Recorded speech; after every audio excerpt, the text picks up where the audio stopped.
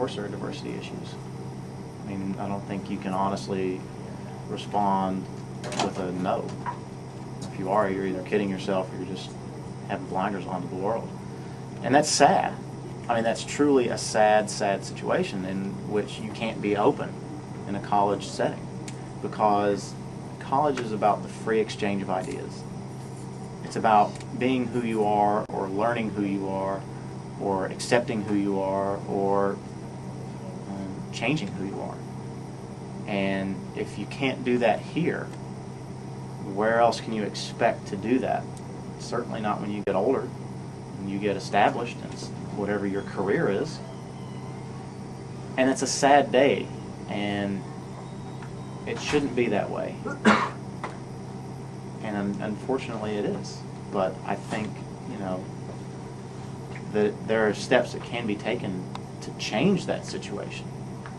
But it's just going to take a lot of effort on everybody's part to be more open and understanding to new ideas or new situations. I'm very open to ideas. You know, diversity is one of, it's a very difficult problem to solve, because unfortunately you can't make people like other people, and that's what's sad. You can't force anybody to do anything, unfortunately.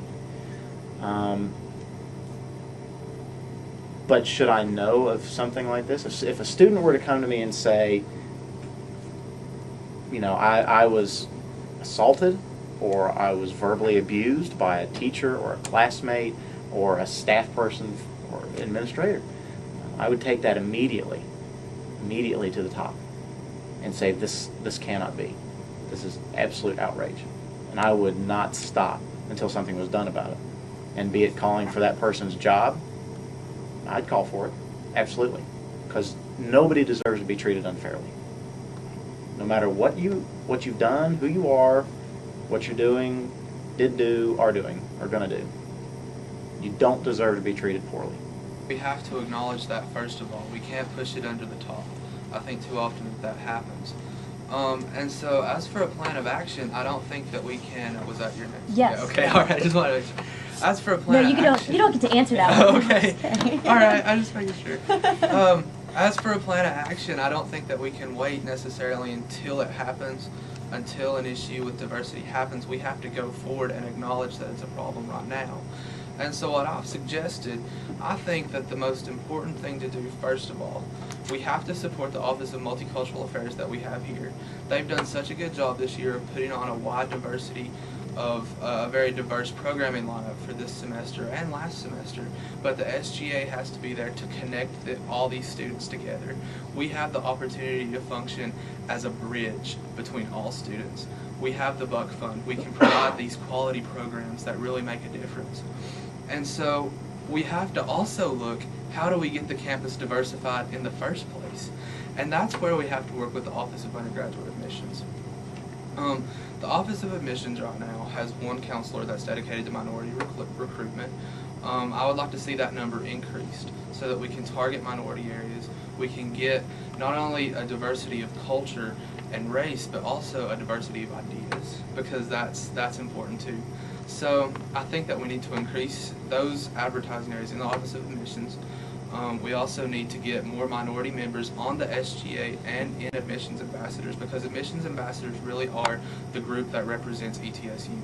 There are student ambassadors, and if we have all of those people as the same, that doesn't adequately represent ETSU. Also, the President's Council on Cultural Diversity had in 1999 18 recommendations that they had formed.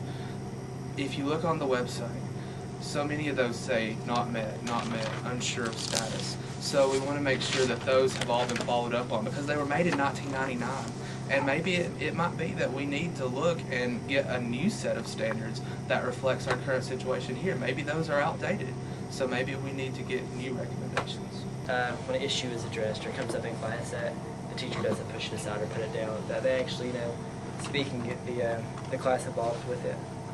I guess for me, looking at it, because if a teacher is not willing to care about an issue, whether it's a race issue or a sexual orientation issue. And some students feel like if the teacher isn't here, why should I?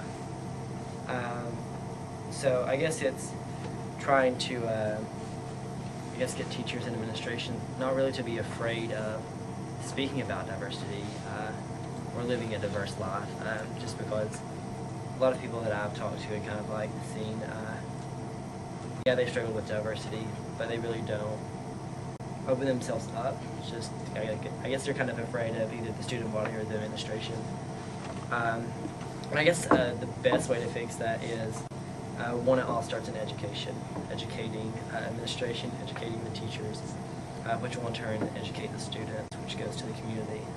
And another thing is trying to get a university symbol. I know that right now we have the upside down triangles where you can come in and speak freely about your sexuality. But I guess just to have kind of like a smiley face or something as a universal symbol where you can go into office and be able to speak freely about whatever. And a big goal is to see those all over campus, not just in a couple buildings here and there.